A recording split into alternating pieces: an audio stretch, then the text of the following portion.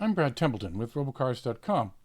Recently, I got the chance to sit down with Amnon Shashua, founder and CEO of MobilEye. MobilEye began by quickly taking the lead in machine vision-based driver assist, or ADAS, with ambitions into self-driving.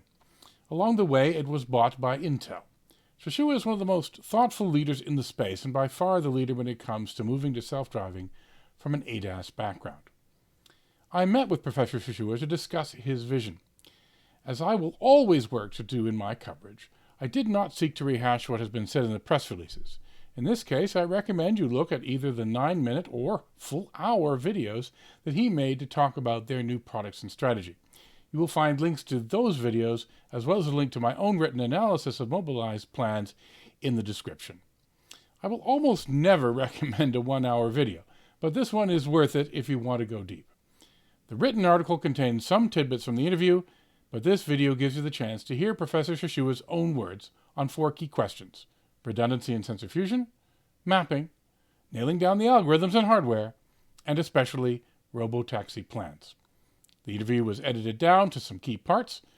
I've been making more videos, which means I want the special status YouTube gives you with 1,000 subscribers.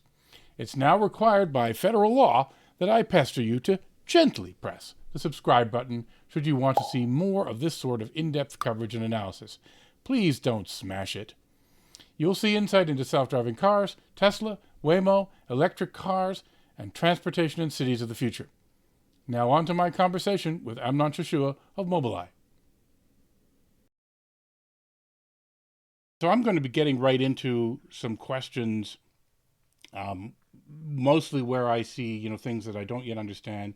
I actually think you guys are doing a very good job. I'm very impressed with a lot of things that MobilEye has done. So if it doesn't seem that way when I ask the questions, don't worry about that, because I'm like this with everybody. So you said, or one of your folks said, that you felt that if you could get an MTBF of 1,000 hours out of the vision system, and you can get an MTBF of 1,000 hours out of the LiDAR radar system, that together, that would produce a 1,000,000-hour MTBF. Now, that's clearly that you need a lot of convincing. That's my first question: is what can you really get? Because the failures of these two things are not independent events. So what is it you hope you can do? No, if you look at aviation also have lots of redundancy. No one claims that redundant systems are statistically independent. No one even tries to prove it. Okay. You create must have been one of your people then, but anyway. Yeah. So sometimes you need to kind of explain things at the most basic level, and not to be too much professorial in explaining things. So nobody is claiming that systems are statistically independent. So if they're statistically independent, then you can multiply the probabilities. But because we're talking about different modalities, there is quite a lot of independence, in the error profile. And so what does the idea of this is, if you simply do an OR gate at the perception level, it's not that you build 2 separate systems end to end. You build 2 separate perception systems. The driving policy is one driving policy. They're not 2 different driving policies. It's the perception that is built in a way in which makes it more difficult to develop. I mean, when you're developing, the perception using only cameras, there are all sorts of weaknesses that cameras have, and you're not using the other sensor modalities to compensate for those weaknesses. So it's more difficult from development-wise, but it gives a much more robust system. So you do an OR gate. Say, for example, one perception system said that there is an obstacle ahead. The other perception system did not say that there is an obstacle ahead. So in an OR gate, you say there is an obstacle ahead. So what is the price to pay here? The price to pay here that you can get a higher level of false negatives or false positives, right? Yeah. There isn't an object there, but if each system is built in a way in which for 10,000 hours of driving, it doesn't make a mistake, then those false positives at the end of the day would contribute only to some comfort level nuisance, but not for safety. On the other hand, it will contribute a lot in terms of reducing false negatives, because what is really scary about the perception system that it will miss an object. You miss an object and you hit that object. This is where you can create an accident on your own fault. Right? If you are more conservative that you need to be, it's a comfort issue. It's not a safety issue. Right. Obviously, so false negatives are the ultimate evil, and you do have to you have to get those below a certain level. But you can't tolerate very many false positives. You don't have a product you can sell if it's constantly breaking for ghosts. So the idea is not to take two crappy systems and put them together, right? Right. If you take two crappy perception systems, then you'll reduce the false negatives, but then you're increasing the false positives, and now you have a system that is so crappy that you cannot drive it. But if you take each system has a 10,000 hours of MTBF, and this is what we are aiming at, not 1,000 hours, 10,000 hours of MTBF.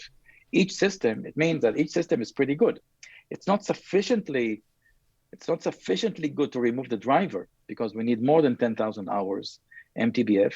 But now each of them is quite good. And now when you do an OR gate, you may not get 10 to the power of 8, but you'll get something much, much better than 10 to the power of 4. Well, I'm trying to contrast this with the what you might call the classic sensor fusion approaches that many people take, and there are many different sensor fusion approaches which include just the OR gate. I mean, just saying, did sensor A see it, or did sensor B see it? Although most people try and do something a little bit smarter. They try and say, let me look at what we've got from both sensor systems, or the 3 different sensor systems, or however many they've got. And let me try and be a little bit smarter about determining what it is and if it's there or not. And so why is it smarter to do it completely independently and just OR the two together?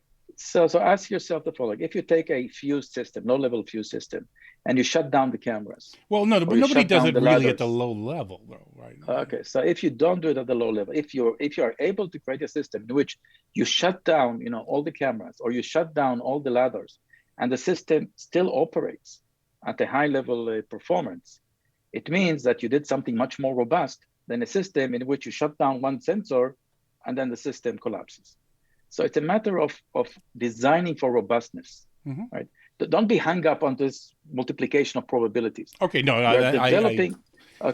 you're developing something that is inherently more robust if you are taking the long route of development.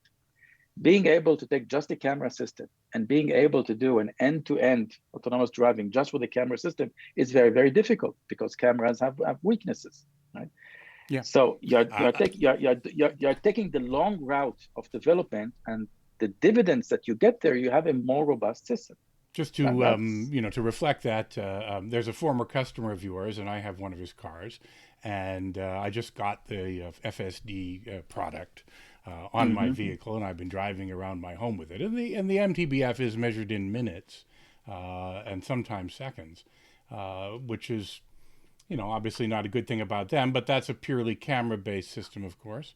And but we have also a camera-based system, and the performance level is, if you look at the clips, the unedited clips that we showed over now we added Paris and Tokyo and New York and Tel Aviv and Munich and Jerusalem. You see a much higher level of performance, and this is one unique element that we have, that our crowdsourced maps are much more rich and accurate than what Tesla is building, and this helps you getting your MTBF to be at a much higher level. I can tell you that by the end of this year, we will get the MTBF of the camera system to way above 1,000 hours. So we're not talking about minutes. Yeah, no, you have to, obviously.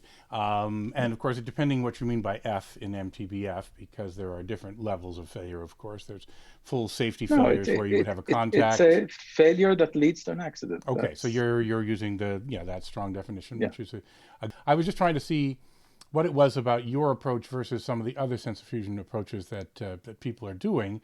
And I'm not seeing as much difference as I thought originally. I mean, I think it's definitely you're on the right track by using the different sensor modalities, and you're on the right track by using REM, which obviously Tesla has. I think it is different. Ask yourself, any of the other actors, if they shut down a subset of their sensors, could they continue operating? I think not. Well, I mean, because I would it's tell a you that low-level fusion. I was working at what is now Waymo, and of course, as I said at the beginning, that vehicle didn't even have a camera, and it operated pretty well. Was it a 10,000 hour MTBF in those days? No. No, Um, but today's system, if they take today's Waymo system, right? If you shut down the cameras and it will work as well as it did back in 2011, then they are doing redundant systems. I don't know what Waymo is doing, but no, if you shut I'm down the not there anymore cameras, myself, so yeah, I can't. yeah, but if you shut down the cameras and the car would stop producing a perception, a sensing state that is actionable, it means that they're doing kind of a very simple low-level fusion and not doing a redundant Yeah, they're fusion. definitely not doing a low-level fusion. They definitely try and apply Okay. as much intelligence as possible to the fusion, and so do many other teams that I've talked to. There may be Mm-hmm. teams that are doing a more primitive and low-level fusion. Yeah. One thing that surprised me was the original REM proposal seemed to be focused on trying to get the map as small as possible and getting the data transmitted to be as small as possible.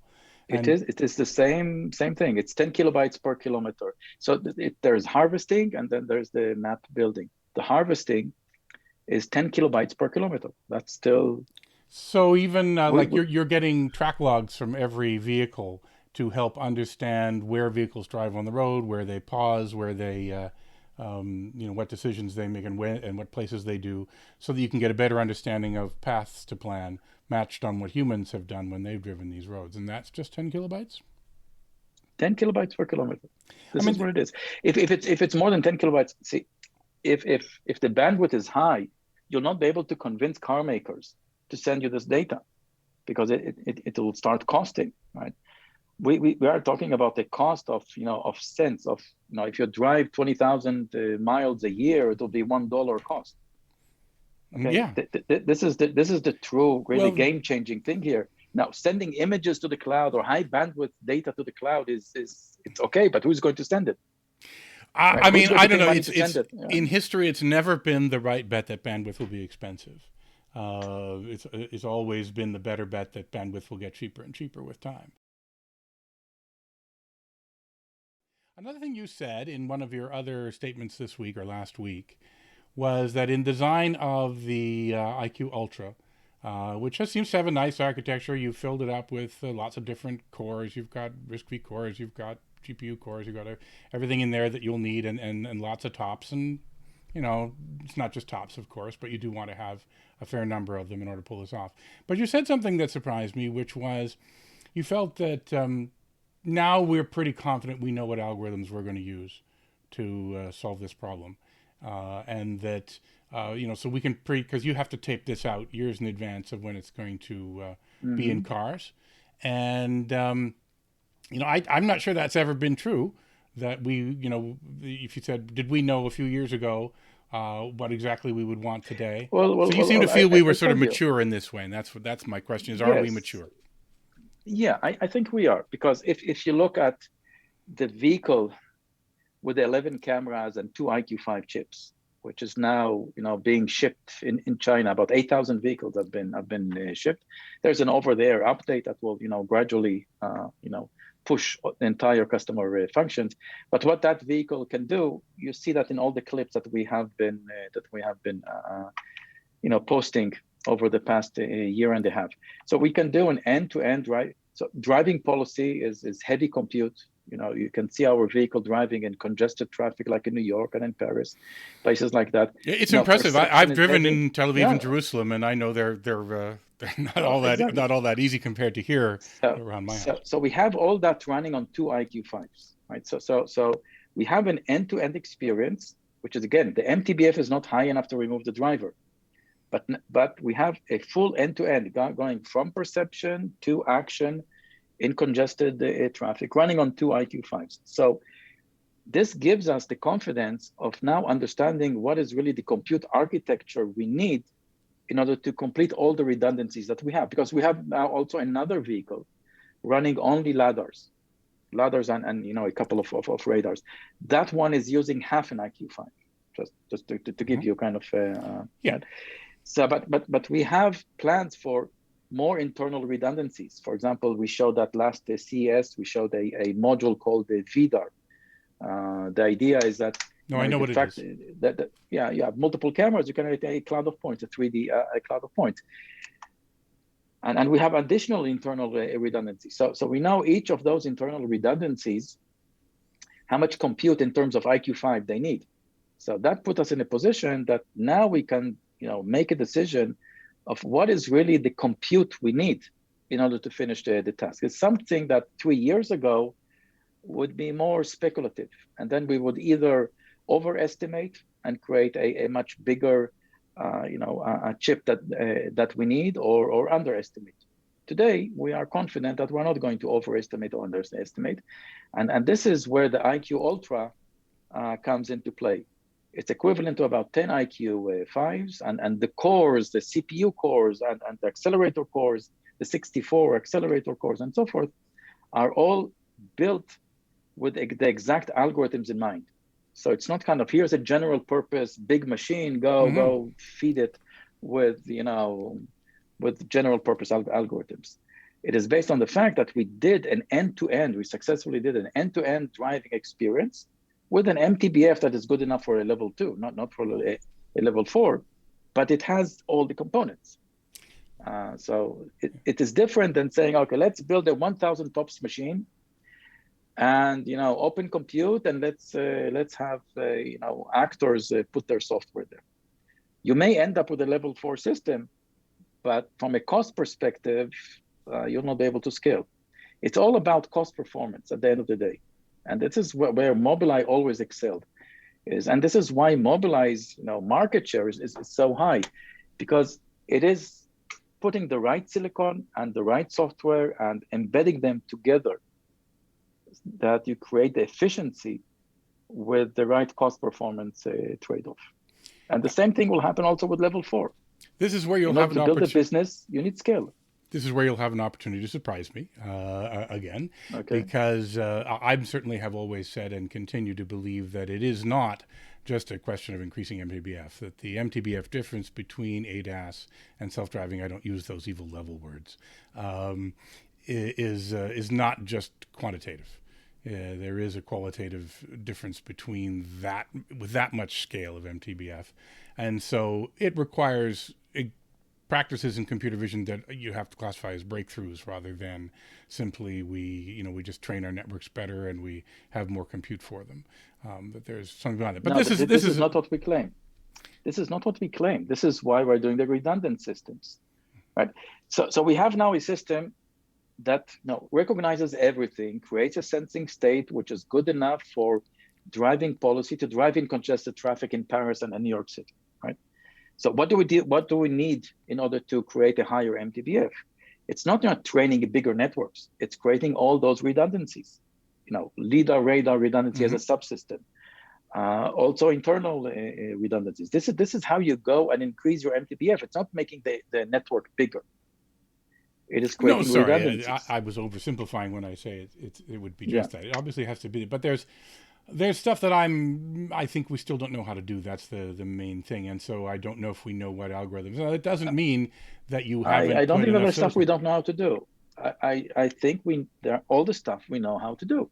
This is the point. We're working on this area for quite a number of years, doing things at the right pace. We never overestimated the time. We never overhyped the time it will take us. We never said next year we're going to have something ready.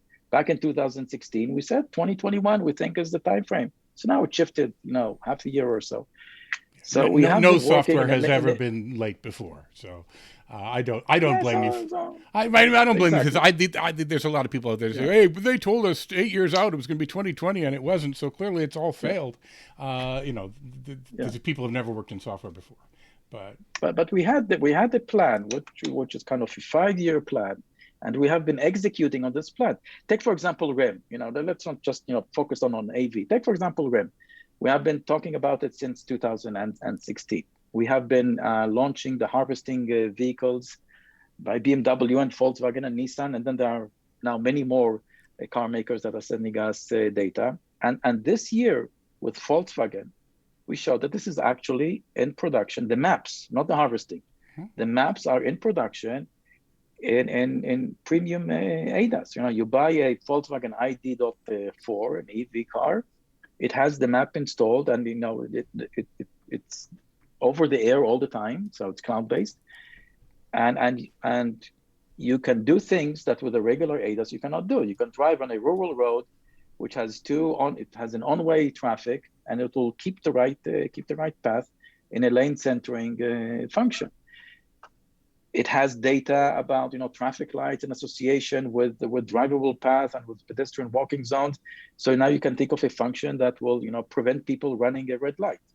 Mm-hmm. This is something that will be very, very difficult to do if you don't have all this prior data about this particular junction, because it's not enough to arrive to a junction and detect that there are five traffic lights. No, of course. Which path is relevant to which traffic light? It's quite tricky, and you need to do it at very, very robust detection levels. Otherwise, it will create a nuisance to customers. So it's actually now on the road. And the talk with Jim Farley says that also the Blue Cruiser of Ford is going to have this. So we made a plan, and we have been executing on this plan quite nicely. When you did your hour deep dive at CES, or whatever we're going to call being at CES, you had a bunch of slides at the end about robotaxi plans, and you went over them very quickly because it looks like you'd run out of your time. So yeah, I want to hear more about your plans there. Are you going to, through Move It, run a robotaxi service, or are you going to let your customers do it? So we have partnerships on all levels. So we have partnerships in which we supply a vehicle, and they do the rest of the stack in terms of the customer relationship, the fleet optimization, mobility intelligence, and so forth. We have relationships where we provide the vehicle, the customer does all the rest, but we also, through Move It, do also in parallel. We have relationships in which we sell only the self-driving system. The partner brings the cars. We integrate the self-driving systems into the cars, and they do all the rest. So we have on all value nodes we have a presence, because we don't know really what's going to pan out. Do we need to go all the way to customer facing application like an Uber, or can we just be there at the self-driving system, or do we need to integrate into a vehicle and sell a vehicle with a self-driving system? Do we need to do the mobility intelligence, kind of the fleet optimization? Do we need to do the customer facing? So it's hard to know. This is why we're prepared to do everything, but do it carefully in order not to spend billions of dollars. Do it carefully by building all those partnerships and see what works, what plays out the most efficient way. So we have all those relationships. We have with Transdev, with the Lore, with Udelv on goods delivery. We have with P3, which is a small EV car maker that's buying the self-driving system. We have with the Murabani in Japan, Wheeler in Japan. We have with the Schaefer with the skateboard, which we use the skateboard. They take our self-driving system with their skateboard and build the vehicles. We have with the Sixt, where in Munich we supply the vehicles. Sixt does all the management of the vehicles and the customer facing, but we also do the customer facing in parallel through Move It. So a customer can order the vehicle through Sixt, or can order the vehicle through Move It. So you'll be competing with your customers then? Sixt is not a customer; it's a partner. But I mean, Ford, for example, is Ford is buying lots of MobilEye chips. If they do a robotaxi based on IQ Ultras, Ford also has Argo, and they want to run their own service.